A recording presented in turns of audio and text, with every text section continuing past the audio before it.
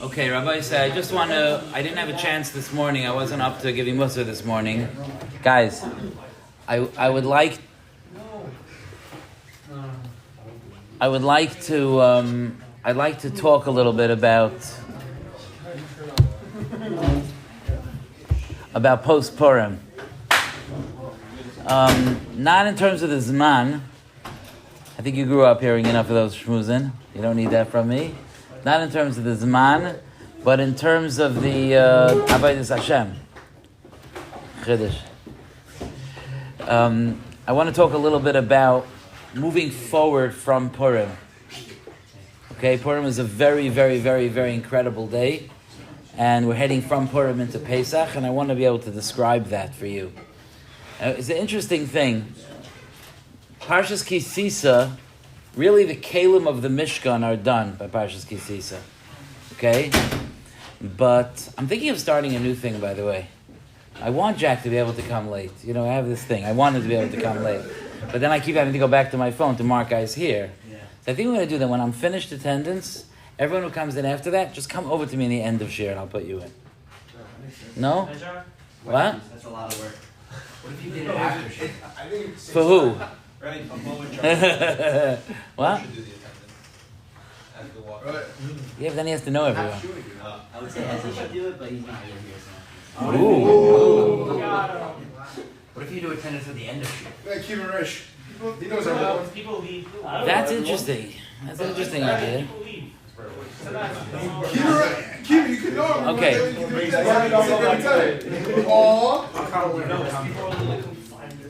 Okay. Sure. It's a work in progress, okay? But let's do this, okay? Parshas Ki, yeah. Come to Landry College for Men. Parshas Ki Sisa has a keli in it that is. You're not really supposed to say favorites about these things. It's childish a little bit, but it's my favorite keli, and I'll explain to you why. And that keli is the kiyar. The kiyar was made out of copper, and basically, if you had to sum it up, it was a Water fountain, washing sink. It was a sink. Basically, that's what it was, right? It was faucets. Water came out, and the Kohana would wash their hands and feet from the kiyar. And I am blown away by the kiyar. I'm blown away by the kiyar. I think that if you focus for a few minutes, you'll see that I'm not this is not false advertising. Okay? Number one, the purpose of the kiyar, Chaf Yud Vav Reish, the purpose of the kiyar is for preparation, right? It's to prepare Kayhanim to do the Avodah. It's for Hachana. The purpose of the kiyar is for Hachana. Okay? So I just want to point this out to you. The keli, the purpose is for Hachana. The kiyar itself is one of the few kelim, in a certain sense the only keli, that had a base. What's the base of the keli called? The kanoi. Okay? Es hakiyar, the es kanoi. You know what kanoi is? It's the preparation for the keli. How awesome is it that the keli of preparation is the only keli that had its own preparation? That itself already should tell you there's something unique here. Okay? Hachana, the shayrish here is a chav nun, es hakir v'es kanoi. Okay? But it gets even better. What was the gear made out of? It was made out of copper. Where did Moshe Rabbeinu get that copper from? What? From where, though? Be more specific. Moshe Rabbeinu got that copper from the women who used to use that copper as mirrors in order to be meichin themselves, in order to make themselves beautiful for their husbands. Okay? Now, think about that. You know what that means? True to his word. That means... I'm talking about you. That means that the kiyar, which had its own preparation, because it was for preparation, was made out of kalim that were used for preparation. That's amazing. So the kiyur was through and through a vessel of hachana. And that itself is pretty amazing. Because if you think about it, Shabbos, we do everything beautiful for Shabbos, right? We also get ready for Shabbos. But we don't use a special shower. The hachana doesn't need a keli. Isn't that interesting? The fact that the hachana has a keli, to me, is a very, very big chiddush. Why doesn't it just say the kohanim should wash their hands and feet before they do the avodah? What's the difference? I understand that it makes a difference what you put the animal on for a korban, or what you light for neiros, so where you put the lechem apanim. I understand that matters, but it matters where they wash their hands. There's something important here. The Torah is telling me, I want you to prepare yourself with a special keli that has preparation and is made out of kelim used for preparation. There's a message here, right? This is not stam. And I think the message is that it's very important for us, that in the service of Hashem, the preparation that we do, the things that we do to make ourselves ready to serve Hashem, the work that we do to build ourselves to be able to serve Hashem, the efforts that we put in being ready to serve Hashem, that's also part of our Avodas Hashem. Doesn't that follow?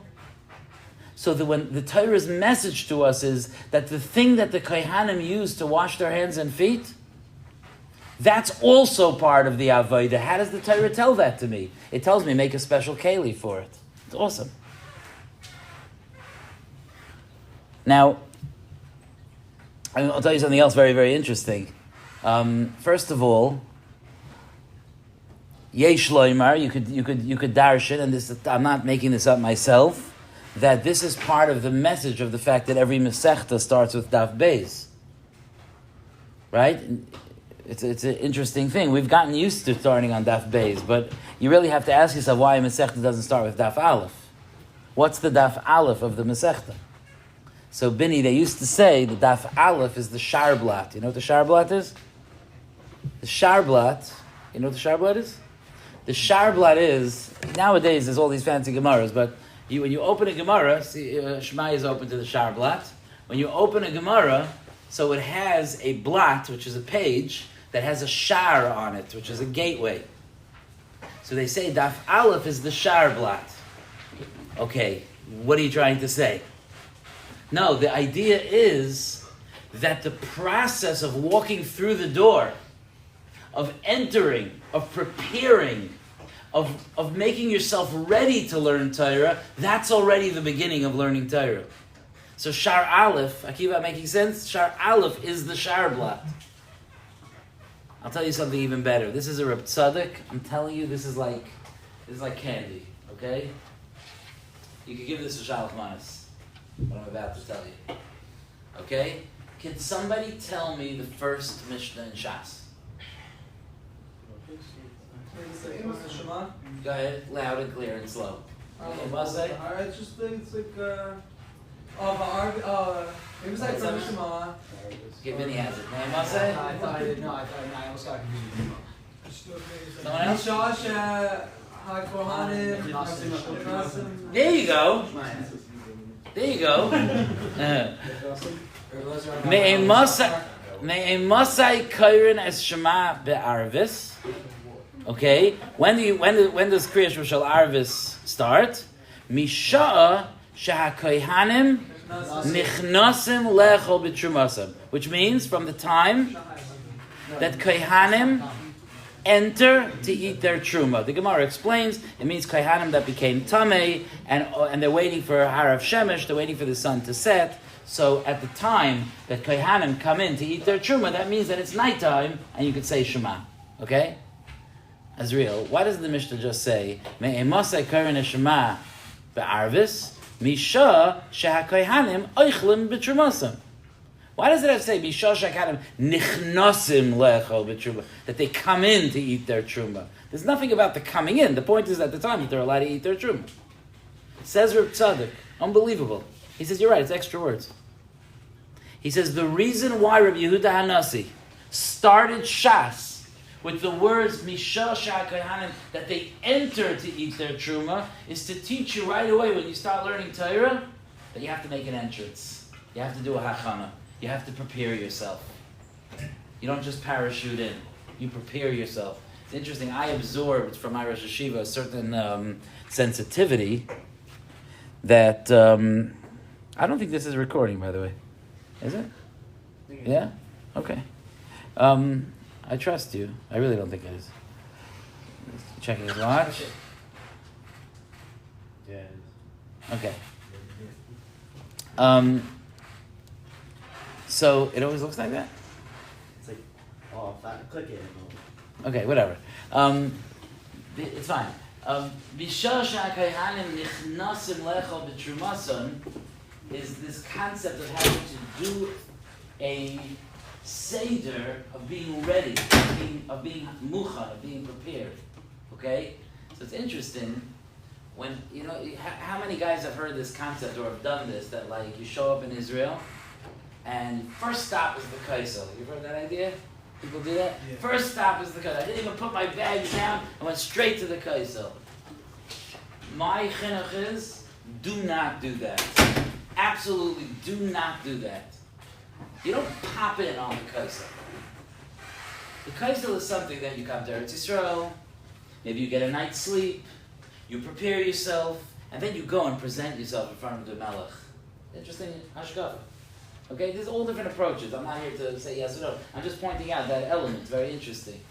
In fact, our Rosh Hashiva once told us that perhaps in the beginning of Parshas Vayetze, it says that Yaakov Avinu was heading to the house of Lavan, and he passed by the place. He passed by Har HaMoriah, and when he passed by, he said, "Efshar she'avarti al makom she'espalalu avoisai v'lo yespalalti." Could it be that I passed by a place where my father's davened and I didn't daven? So he turned around and he went back to daven there. So the question is, one day I'll tell you another pshat, Arugas Abaysim's pshat, but for today, I'll tell you my Rosh Hashiva's pshat. The obvious question is, like, when it comes to people like Yaakov Avinu, they're not like spacing out and forgetting to stop off over there. And probably they're feeling the Kedusha as they're passing by. So what does it mean that he passed by and then he's like, could it be that I passed by and I didn't daven? And he turned around and went back. Said my Rosh Hashiva, he didn't want to drop by the Makam HaMikdash. He wanted to make a special trip. So he passed it because you don't just, I'm in the neighborhood, I'll drop by the Kaisel. I'm anyway visiting some guys in Nativ, so I'll happen to be by the Kaisel anyway. I'll go daven. No, you don't go to the Kaisel that way. He first passed it, and then he was like, 1 second. I need to daven by the Malkum Shespalalu Avaisai. And he turned around to go back, because the idea is I'm making a special trip for that. But anyway, I'm getting off my point here, which is the concept of the importance of hachana, the importance of preparing. It's a good time before Pesach. It's a good time to talk about it. That hachana, preparation, is such an important part of our avodah. So many of us have had private conversations. I have had with guys in this room conversations about like how to get better at things, how to get better at waking up, how to get better at learning, how to get better at being by Seder, how to get better at handling Bein Hazmanim, all the different questions that we might have. Even that type of conversation is an act of the kiyar. It's a hachana. It's not avodah, it's a hachana for avodah. But I want to take it a step further. I want to talk about the type of hachana that it is. And this is very relevant to Purim. I'm just unsure how much information I should give you at one time.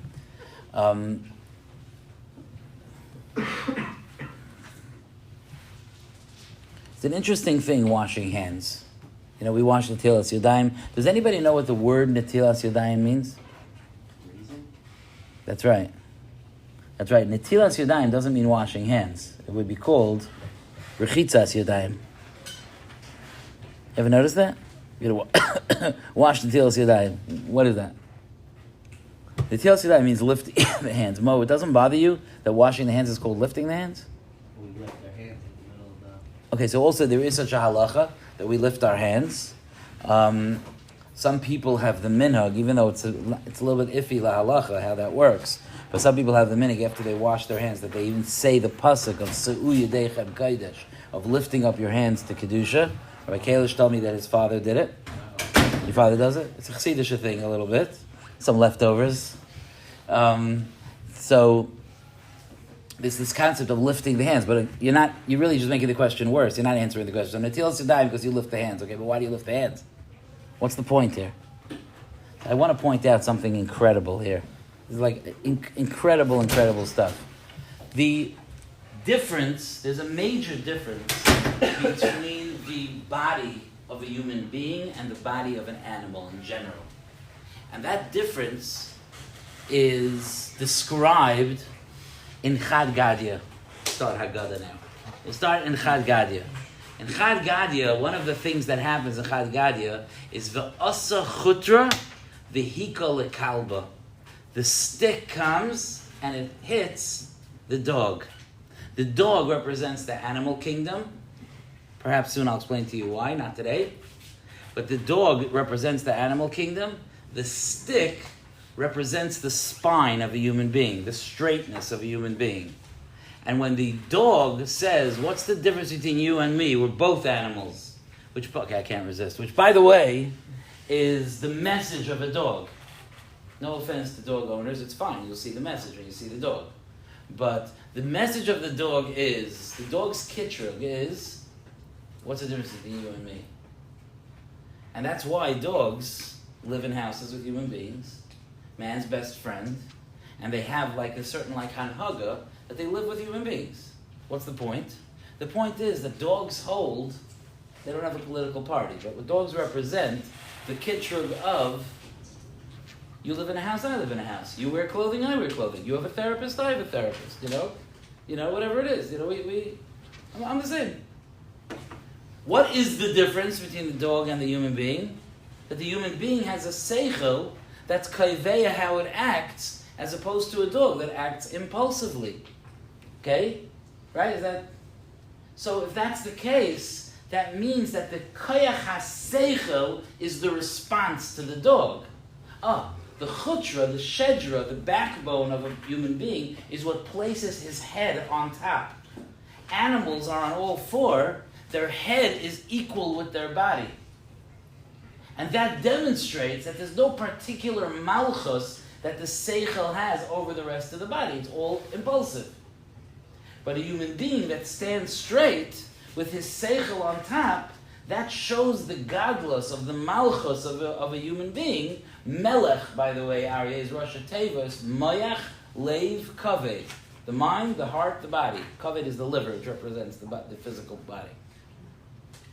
The malchus of a human being is that his seichel is on top. That's the pshat. V'asa chutra, the straightness of the human being comes, v'hika lekalva, and it responds to the dog. The dog says, I live in your house with you. What's the difference between you and me? The chutra that places the seichel on top is the response to the kalba. Okay? That's the pshat. We can talk more about dogs another time, but that's the pshat.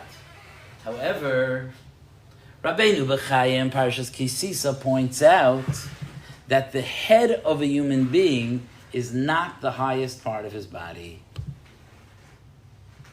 You ever notice anything higher than the head?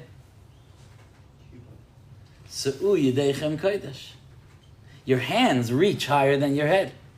How fascinating that HaKadosh Baruch Hu b'chachmasai made us in a way that in our natural pose, the seichel is on top, but that we have the ability to lift our hands higher than our heads. What's the meaning? The Rabbeinu B'Chaya points this out. Parshas Kisisa, by the Kiyah. What's the meaning of that? The meaning of that is that naturally the seichel of a person is the highest part of him. But it is possible for us to bring Kedusha to our bodies. It's possible for us to uplift, through the seichel, to uplift our bodies. And when a body is able to embrace Kedusha, then it's even higher than the seichel. So washing the hands represent all the activities of a human being. Washing the hands represents being makdish, the hands, to be used them for avodas Hashem. So the concept of washing hands comes along with lifting the hands up, because by me washing my hands and showing that I'm devoting my actions to Hashem, I'm lifting my hands even above my head. That's the godless of the Tilas Yadayim. That's what the Rabbi Bachaya points out by the Kohanim, washing their hands by the kiyar, this maila, this godless of a human being, that his hands reach above his head, which, by the way, animals don't have that either. A cow can't reach above his head. Okay, there are animals that have more of a tzura of a human being, like a monkey, and there's takatayra about that. The monkey is another conversation. But in general, the general mahalach of an animal is that its yodayim are below, its guf and its seichel are shave, are equal to each other, and a human being, his seichel is on top, and he has this ability to catapult his hands above his head. It's just an unbelievable thing. It's even like our instinct that it's like a show of victory when we raise our hands. It's like a show of people when they want to show how happy they are or victorious they are, they lift up their hands. It could be that it's even wired into us that is the greatest accomplishment of man, is to be able to lift his hands.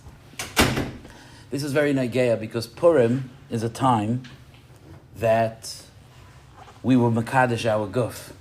Purim is a time, as we discussed extensively before Purim, that Haman's issue was with our bodies, and we spent time, we drank, we ate, we mechabed our friends, we joined together, and we were mekadesh our gufim. When you walk out of Purim, you're walking out, your bodies are holier than they were before Purim. It's hard to feel it, but this is the Metzias, that's what the Sfarim say. Your bodies are holier after Purim than they were before Purim. There's this cute line that I heard once.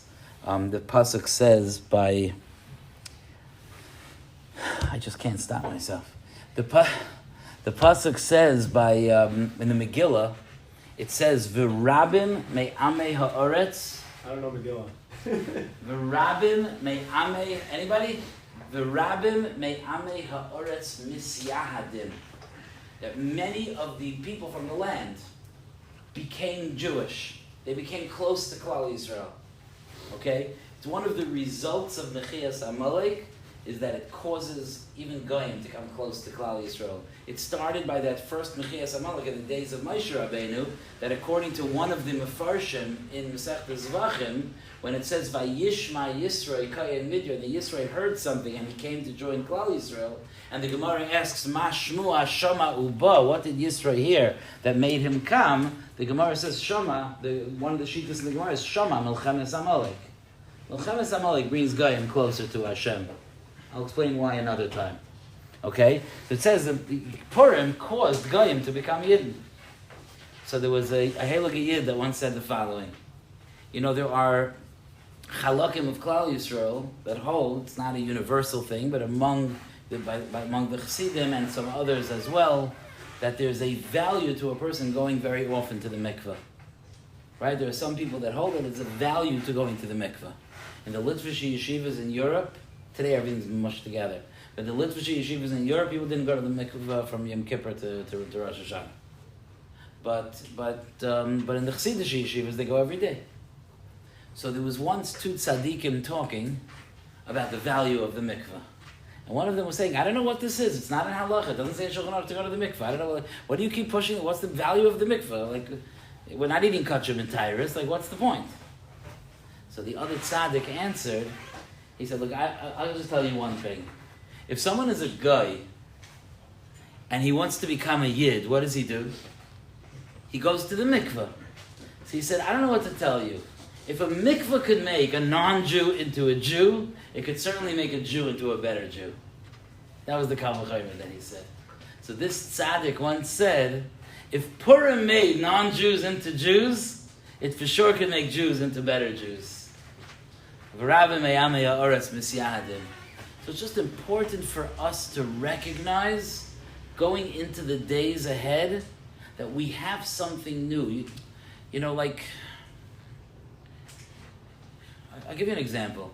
Imagine that you get an email that says that your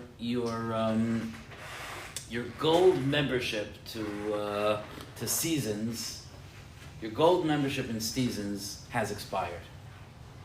And you're like, my gold membership in Seasons? I didn't know I had a membership in Seasons. How did that happen? What is a gold membership? No, for the last half a year, everything you bought in Seasons was 50% off. I didn't know that. Imagine finding that out when it expires. That's frustrating. And I feel that way about Kedusha as well. I'm telling you that you just got membership somewhere. That your level has just gotten higher. Okay? If you were a silver member, you're a gold member now. If you're a gold member, you're a platinum member now. You just rose in the ranks in Kedusha. You want to know that. That's important to know. Because as we head into the days ahead, we want to know that the wind is at our sails, that we have more kayach, especially because from a more, practical standpoint, this is the part of the Zman that's harder to learn. This is the part of the Zman that's harder to daven on time. It's just naturally that part of the Zman. Some of us, it's like, that's it. The guys are home from Eretz Yisrael, right? Like, a lot of guys are home from Eretz Yisrael now, Purim comes, somehow it became from Pesach to Rosh Chodesh Nisan, from Rosh Chodesh Nisan to a week before. Now, by the time Purim comes, now it's already a week before Purim. Am I wrong? Guys, it's very, very hard to be solidly in the Zman when the Olam's back from Eretz Yisrael already. It's Ben Azman. No, you have to feel like it's Ben Azman. And we go into Nisan also. Ari is very yeshiva. She doesn't like learning in Nisan. It's like, it's hard, It's Nisan. How could I be learning? So I think that it's important for us to know we just gained membership to a new club. Even Jews become better Jews. You are a holier, more powerful person today than you were before Purim. I'm having a hard time. You can ask Mo. I was struggling this morning. True? I was struggling this morning. I'm not trying to stop. It's hard. It's hard for me to pull my energy together. It's hard. It's hard for me to refocus. I'm tired. I'm distracted. I was sunk into Masechta Beitza, and then Purim came. I got involved with other things. It's hard. Ari, it's hard to re-engage. It's important for us to know that we have koiches we didn't have before, and that we can accomplish more than we could have accomplished before. And let's take that, lifting our hands up, doing our hachanas, engaging in our avodah with passion and with vigor. We can do things now that we couldn't do before. If there were nisyonos that you were struggling with before, now you're more powerful. I enjoy a good mashal. By now I enjoy a good mashal. So I want to tell you my most depressing mashal. Okay? This is my most depressing mashal. I say it so that we don't have to be that mashal. My most depressing mashal is as follows. A person is on a Chalamoid trip and he falls and he gets a spinal injury and he's unable to walk. He goes to the doctor, they say you're not, it's a terrible, terrible injury, he's in a wheelchair. 6 months pass, a year passes, he starts to get used to living the life of someone who's, he's in a wheelchair. And 1 year, before he turns around, turns into 2 years, turns into 5 years, turns into 10 years, 20 years, 30 years, 40 years. At some point, a friend tells him, your accident was 40 years ago. You've been sitting in this wheelchair. Have you gotten your spine looked at? Like, maybe it healed. It's like, no, but maybe it did heal. He goes to get a MRI. He gets an MRI. The doctor comes out and says, I don't know what to tell you, but based on what I'm seeing on the MRI, you've been healed for 30 years. Like, is he depressing? He's just thinking to himself, medically it wouldn't work that way. But okay, it doesn't matter. The mashal is a good mashal. It's a good mashal. You've been healed for 30 years. Could you imagine that? Can you imagine finding out what you lost? So that's why I am here to tell you, You are stronger today than you were last week. It's time to try again. It's time to try to get up out of the wheelchair. It's time to try things I wasn't prepared to try before. Hasmada, engagement, Shmiras Einayim, Aliyah, Tefillah, whatever your mahalach is, whatever your journey is. But it's time to take advantage of the power that you have now. So that's why I'm here to tell you that you have power now. This is the time. Lift your hands. This is the time. Purim is powerful. Purim gives us kaychas that we didn't have before. Don't think you're the same invalid in a wheelchair that you were before Purim. Not that anyone, I think, is spiritually an invalid. That's chas v'shalom. That's not what I mean. But in whatever areas you felt weak or limited, now's a good time to try again. If you're waiting for that moment, you want to know when is a good time to roll up my sleeves and put all my energy in again, today is the day. I know it feels like it's close to the end of this month. People are talking about Pesach, all their advertisements, everything's focused on Pesach. Forget about that. For your own life, for your own growth, for your own aliyah, you have kayachas now you didn't have last week. Let's gather our kayach and try to use them. Okay, that's the Musar mode that I would have said this morning, had I had the strength to say it. Okay? I don't want to, even though it's very, very late and we have 5 minutes left, I do want to give share for 5 minutes.